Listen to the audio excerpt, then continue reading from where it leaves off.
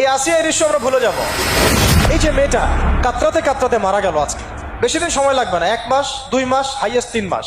এর আগেও বহু ইস্যু আমরা এসেছে ভুলে গেছি, একটার পর একটা এসেছে, একটার পর একটা ভুলে গেছি আমরা। আপনারা দেখে নিয়েন 3 মাসের মধ্যে এই মেয়েটাকে সবাই ভুলে যাবে এবং যাবো ভবিষ্যতে। লিখে নেন আপনারা, এই বাচ্চার কথা কেউ মনে রাখবে না, এই বাচ্চাটার কথা কেউ মনে রাখবে না।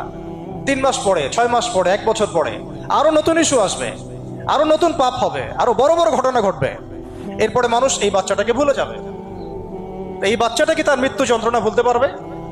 তার সম্মানহানি ভুলতে পারবে? তার পিতামাতাকে ভুলতে পারবে?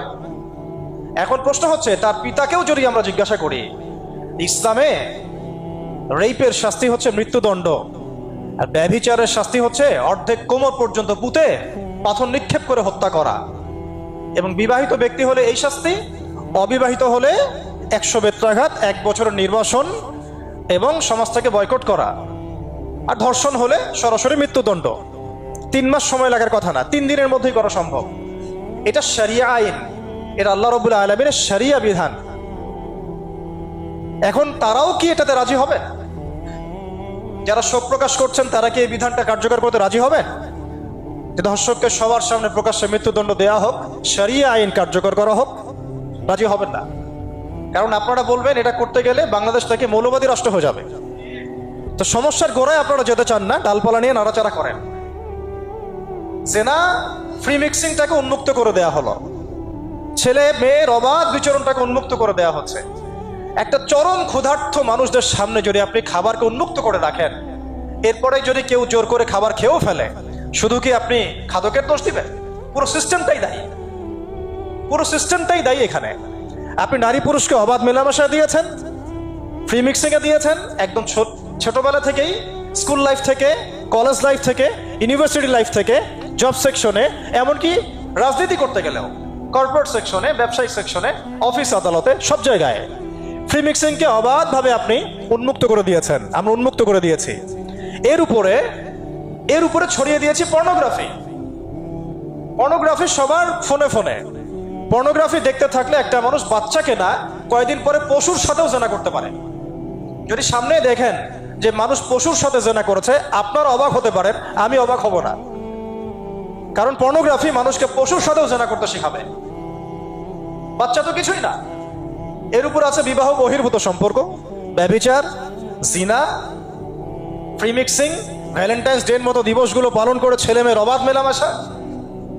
আর এই জেনাগুলোকে আমরা বলছি কাছে আসার গল্প, যেখানে ওর উপরে 100 বেত্রাঘাতের শাস্তি অলরেডি মজুদ হয়ে গেছে। আর কতগুলো যে জেনা হয়েছে এটা তো আল্লাহ পাক ভালো জানেন। একটা দুইটা তো করে নাই, একটার পর একটা চেঞ্জ করেছে।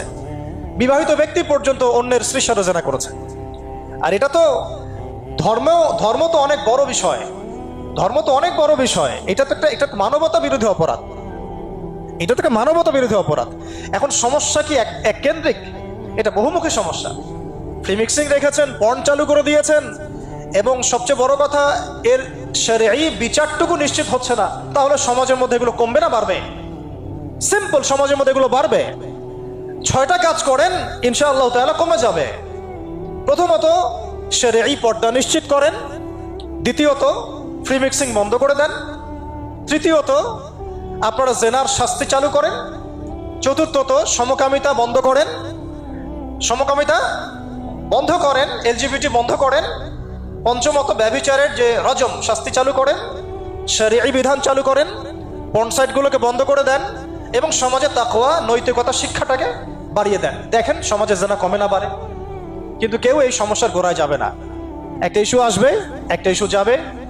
আজকে আপনার বোন তো কালকে আমার বোন, কালকে অমুকের বোন, কালকে তার মেয়ে, নিজের ঘর পর্যন্ত চলে আসছে। আর কয়টা রিপোর্টই বা আমাদের সমাজের সামনে আসে?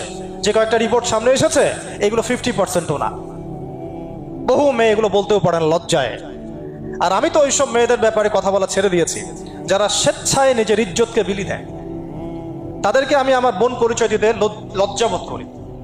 সমাজ থেকে গায়রত, ব্যক্তিত্ব, পর্দা, শালীনতা, হিজাব এগুলো উঠিয়ে দেওয়া হয়েছে।